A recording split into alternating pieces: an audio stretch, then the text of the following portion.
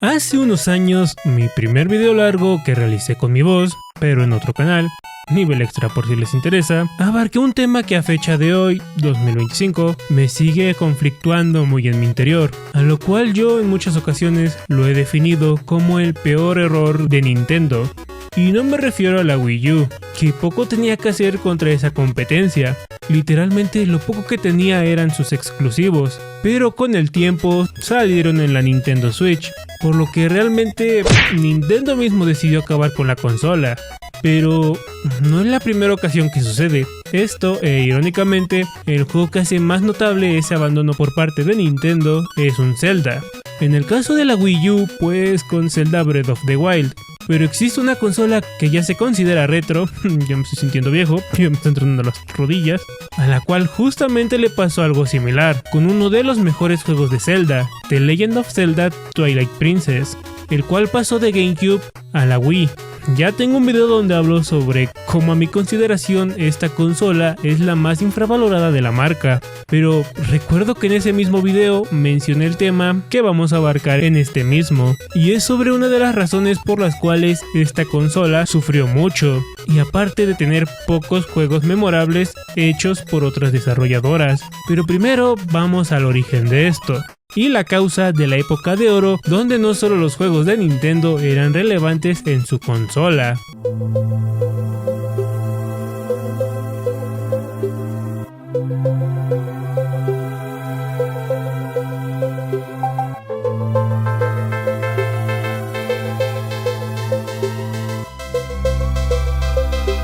Para esto tenemos que viajar a Reino Unido, para ser más precisos a Twycross, Leicestershire, donde dos hermanos fundaron en 1985 lo que sería una de las desarrolladoras de videojuegos más legendarias en la historia del gaming. Pero antes de esto, los hermanos Stamper, Chris y Tim, en 1982 fundaron Ashby Computers and Graphics, en la ciudad de Ashby de la Zouch, en Leicestershire. Pero públicamente a esta compañía se le conocía como Ultimate Play The Game, la cual se centraba en la computadora doméstica ZX Spectrum a principios de la década de 1980. Chris programó los juegos, mientras que Tim, junto con Carol Ward, la que también fue un pilar para esta empresa, se encargaban del diseño de los gráficos. Esta compañía tuvo sus éxitos en la ZX Spectrum, Jetpack en 1983, Attic Attack en 1983, Saber Wolf en 1984 y Night Lord en 1984, pero fue gracias al éxito de su motor de juego de filmación isométrico que los Stampers fundaron una empresa separada, Rare Designs The Future, más tarde abreviado a Rareware. Así es, hermanos míos, así fue el origen de la compañía que, en mi opinión personal, revolucionó la industria del gaming en los años 90. Pero Rare, en lugar de centrarse en el mercado británico de microcomputadores como lo hizo Ultimate Play The Game, pusieron la vista en el floreciente mercado japonés, para ser más específicos en la que sería la salvadora de la industria de los videojuegos, Nintendo. Esa crisis generada por el exceso de juegos de mala calidad para las consolas y sobre todo la cantidad de consolas que existían en aquellos momentos, que generaron dudas en los consumidores, y pues Atari le acabó dando en la madre con el juego de E.T. Pero Nintendo, viendo el éxito que tuvo su consola en Japón, tomó el riesgo de comenzar a venderla internacionalmente 2 años posteriores al desastre causado por Atari en 1983. Mientras tanto, los hermanos Stamper se encontraban al tanto de lo que estaba realizando Nintendo. Por esto, buscaron desarrollar juegos para esta consola. Nintendo inicialmente rechazó el interés de los hermanos en 1983, lo que llevó a Chris Stamper a estudiar el hardware del Nintendo Entertainment System, o sea, la NES, durante 6 meses. Los hermanos volaron a Kyoto para presentar muestras de software a los ejecutivos de Nintendo. Nintendo decidió comprar el Slalom, juego que se convirtió en el primer juego de la NES desarrollado fuera de Japón y el primer juego de los hermanos Stamper lanzado bajo la marca de Rare. Y también es el primer juego donde podemos escuchar las composiciones de David Wise. Vendió 500,000 de unidades, convirtiendo a los Stampers y más específicamente a Rare en el primer desarrollador occidental de Nintendo.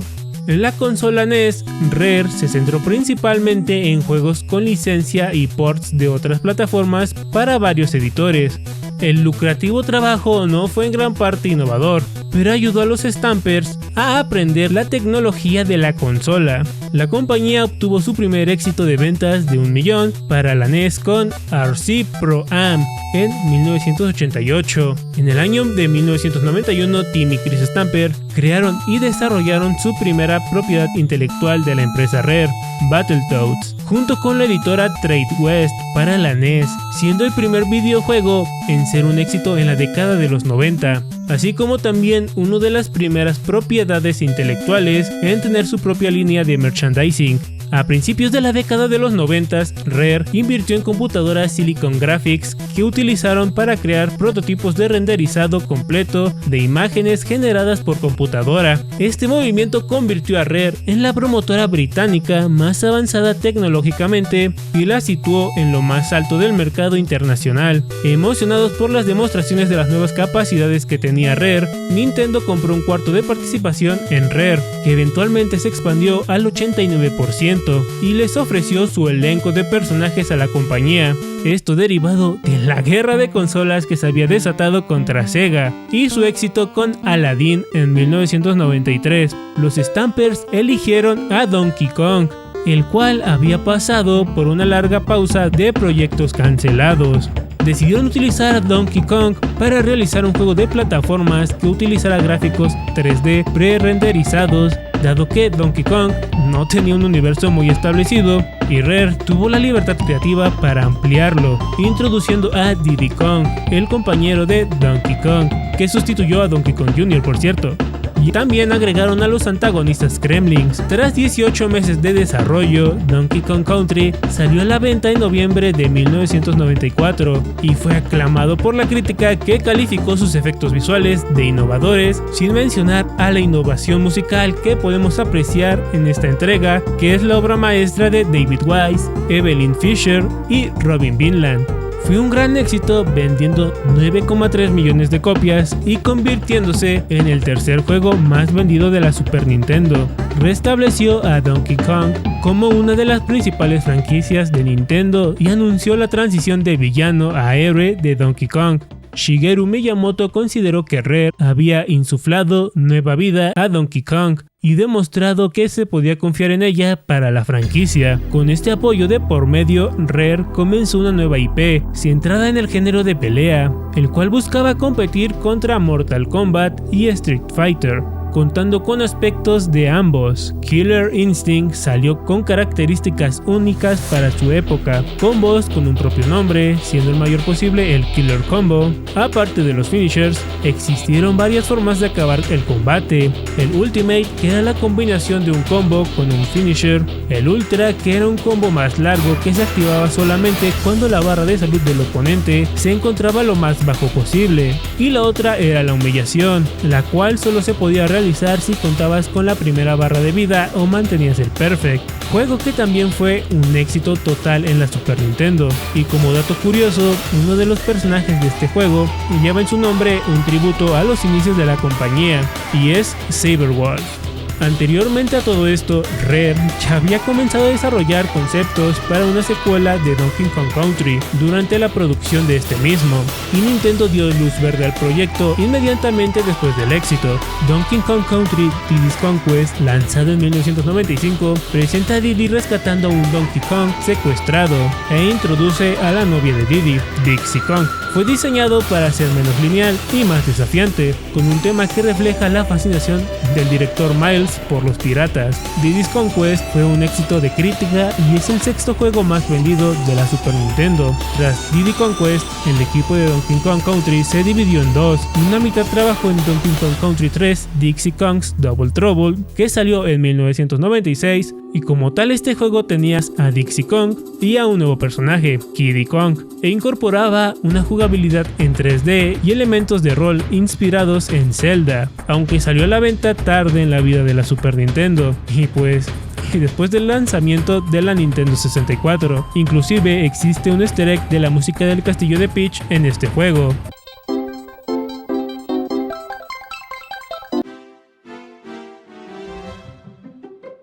Dixie Kong's Double Trouble tuvo buenas ventas a pesar de estos factores. Mientras tanto, el otro lado del equipo se enfocó en la nueva generación de consolas de Nintendo, consiguiendo lo que fueron los juegos más destacados de esta consola, obviamente sacando a los desarrollados por la misma Nintendo, ya que en la Nintendo 64 fue donde Rare explotó con la diversidad de juegos que podrían realizar. Y de ahora en adelante no me voy a detener mucho en estos juegos y solamente diré los que fueron importantes para el crecimiento de Rare, ya que si no, fácilmente este video se puede alargar innecesariamente hasta 40 a 45 minutos, pero obviamente los voy a mencionar junto a su fecha de lanzamiento. Y el primer juego de Rare en llegar a la Nintendo 64 fue Killer Instinct Gold, el cual es un port a consola de Killer Instinct 2 Arcade. Como dato curioso, se tiene entendido que se planeaba también llevar este juego al Super Nintendo, pero por lo que mostraron las bajas ventas del tercer juego de Donkey Kong Country, se canceló el proyecto. Posterior a este juego salió a la venta Blast Corp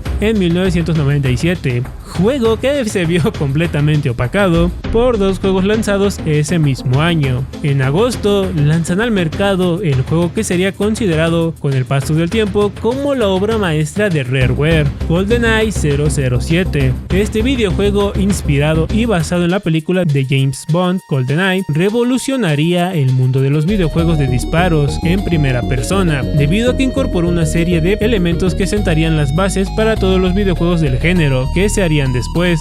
Su modo multijugador es quizás el más revolucionario y famoso que ha aparecido en cualquier videojuego para cualquier videoconsola. Y en noviembre de 1997, para rematar a Blast Corp, publican Diddy Kong Racing, el cual se estima que se vendieron 800,000 copias en las 2 semanas anteriores a la Navidad de ese mismo año, convirtiéndose así en el juego más rápidamente vendido por aquel entonces, según el libro Guinness de los récords. El año siguiente, Rare decidió sacar un único juego. ¿Pero qué juego decidió sacar? Banjo-Kazooie, un juego tan bueno que combinó una jugabilidad impecable con carisma, humor, música memorable y diseños de niveles creativos. Rare logró una obra maestra que no solo fue técnicamente impresionante, sino que también profundamente divertida y encantadora. Pero fue justamente en este año, 1998, donde comenzaron las tensiones entre Nintendo y Rare, ya que por los éxitos que ellos habían producido, pensaron que Nintendo ya se plantearía comprar un porcentaje que le hiciera la accionista mayor. Pero Nintendo no hizo nada, ya que en los planes de ellos, Rare no figuraba a largo plazo. Pero mientras esta tensión se desarrollaba, Rare sigue procurando sus proyectos. Y en octubre de 1999, mi año de nacimiento, lanzan Jet Force Gemini. Pero como era costumbre, este juego se vio opacado totalmente por el primer Donkey Kong en 3D, el Donkey Kong 64. Cuando Nintendo lo publicó en Norteamérica en noviembre y en el resto del mundo en diciembre, fue el primer videojuego que requirió el Expansion Pack de la consola Nintendo 64, el cual era un accesorio que agregaba recursos de memoria RAM, y pues este accesorio fue obligatorio para jugar Donkey Kong 64, ya que según múltiples desarrolladores de Rare y reportes posteriores, esto fue en parte para solucionar un bug crítico que no pudieron eliminar de otra manera. Este juego se volvió en aquella fecha en el más largo en completar al 100%. En un speedrun te puede llegar a tomar entre 6 a 8 horas, aunque lamentablemente sería el último juego de Donkey Kong en una consola de sobremesa donde Rare participaría. En este año, las tensiones entre Nintendo y Rare se volvían cada vez más obvias. Rare quería más independencia y desarrollar juegos para otras plataformas, mientras que Nintendo, siendo muy protectora con sus IPs y exclusivos, no compartía esa visión. El punto de inflexión para Rare era que Nintendo no priorizó financiar los nuevos proyectos de Rare e inclusive a veces rechazaban sus ideas. Aún así, la compañía mantuvo en prioridad a Nintendo para adquirir el resto de la compañía. Mientras tanto, su equipo desarrollador de éxitos en el nuevo milenio decidió que sacarían una nueva IP de juegos de disparos, Perfect Dark, el cual fue recibido con excelentes críticas y se consideró como un digno sucesor espiritual de GoldenEye. pero con las mecánicas más pulidas y mejoras gráficas. También ese año tuvimos la secuela de Banjo-Kazooie, Banjo-Tooie, el cual para la crítica no llenó para nada los zapatos de su antecesor, aunque nos dejó ver un easter egg algo pícaro por parte de los diseñadores gráficos. Mientras tanto, en las oficinas de Rare, a pesar de los éxitos, el futuro financiero de la empresa era algo incierto, por lo que con el permiso de Nintendo comenzaron a buscar compañías interesadas en comprar el resto de la compañía. Hubo algunas interesadas como lo fue Electronic Arts, pero había dos las cuales estaban ofertando de inmediato por ese porcentaje: Activision y Microsoft. Mientras estas negociaciones ocurrían, el equipo de Rare creaba la joya de la corona en su historia con Nintendo, el cual cuando fue mostrado fue criticado a más no poder por ser muy genérico y poco original. Ya con los huevos entonados entre los conflictos con Nintendo y la crítica a esta muestra de lo que iba a ser 12 Tales Conquer 64, Rare tomó una decisión, por lo que pasó de ser un juego familiar, con muchos colores y amistoso, lo volvieron un juego para adultos, satírico y violento, y así nació Conquer Bad Fur Day, uno de los mejores juegos que salió para esta consola. Pero tristemente no todo fue bueno para este juego, ya que debido a que el juego salió cuando la GameCube ya se había anunciado al mercado, lo cual hizo que se repitiera la historia como le ocurrió a Donkey Kong Country en el Super Nintendo, o sea, que tuvo muy bajas ventas por esta razón, lo cual hizo que el futuro financiero de Rare se viera más complicado, por lo que completamente decidieron entrar en negociaciones con Activision y Microsoft. Y si te llegan a decir que no había inconformidad de parte de Rare con Nintendo, solo recuerda esta intro de Conquer Bad Fur Day, donde literalmente Conquer corta la mitad con una motosierra el icono de la Nintendo 64. Al final, Microsoft compró el 51% de Rare por un costo total de $375 millones, y después pues Nintendo le ofreció la otra parte y no me acuerdo del precio lastimosamente. Pero este fue el inicio del final de una de las desarrolladoras más exitosas, ya que la manera de trabajar de Microsoft era muy diferente a la que Rare estaba acostumbrado con Nintendo, e inclusive a la suya propia. El último juego que podemos ver de Rare en una consola de mesa de Nintendo es Star Fox Adventure, lanzado justamente cuando la compañía ya era parte de Microsoft. Pero esto solo era el inicio del fin del Rare que conocimos en estos años, ya que los genios creativos detrás de cada éxito que tuvo la compañía poco a poco empezaron a abandonar a Rare, además de que los juegos que se encontraban desarrollando para la consola Xbox no eran del agrado del público de esta consola, dándole una pausa increíble a la creatividad que tenía en desarrollar títulos, sacando remakes de los juegos que los volvió relevantes en la Nintendo 64, aunque no fueron los únicos afectados, ya que también Nintendo sufrió bastante por la separación de Rare, debido a que la GameCube tuvo al competidor de ventas más grande hasta hace unos pocos años, y uno de sus defectos sin duda alguna fue la falta de variedad en sus juegos third party, parte que Rare brindaba sin duda alguna. Inclusive esto afectó al hace poco revitalizado Donkey Kong, ya que debido a su popularidad casi cualquier juego que salga de este no se podrá evitar una comparación con la trilogía desarrollada por Rare, cosa por la que pasó Donkey Kong Jungle Beat, el cual fue recibido con frialdad por parte de los fans de la saga, a pesar de que era un gran juego. Pero la mayor razón de la minoría de juegos third party era por las políticas conservadoras con sus IPs que hasta la fecha de hoy sigue conservando Nintendo. Y así es como hasta hace no mucho se creía que no volveríamos a ver al bando de los Kremlings en algún juego de Nintendo. Pero cabe recordar que los que poseían los derechos de estos personajes no era Rare, sino que la compañía nipona. Ellos solo requerían darle la aprobación para incluir a estos personajes en algún juego de nuestro gorila favorito, cosa que se logró gracias a la popularidad del personaje King K. Rool, que primero llegó en Super Smash Bros. Ultimate con este épico tráiler que hasta la fecha de hoy me sigue poniendo la piel de gallina. Y ahora, esto es una alerta de spoiler, adelántenle un buen rato, en el juego más reciente Donkey Kong Bonanza, pero Rare quedó limitada por Microsoft a explotar sus propias IPs y de vez en cuando a sacar algo nuevo, como lo fueron los juegos de Viva Piñata y Sea of Thieves. Pero bueno, ha sido demasiada historia del gaming por el día de hoy. aunque hay algo aún más legendario que esta historia en esta industria de los videojuegos. Así que dentro de poco les traeré lo que sí fue una guerra de consolas legendaria, llena de esencia, que por leyes actuales no se podría repetir, y me refiero a la batalla comercial y campal entre Nintendo y Sega, pero ya será en otra ocasión. Esto ha sido todo por el video de hoy. Recuerda suscribirte al canal si te ha gustado el video, si no también suscríbete. Nos vemos en el próximo video, que espero que sea un poco más separado. Eso sí, nos vemos dentro de poco en algún short que saque recopilado de videos largos. Hasta la próxima, ahí se ven.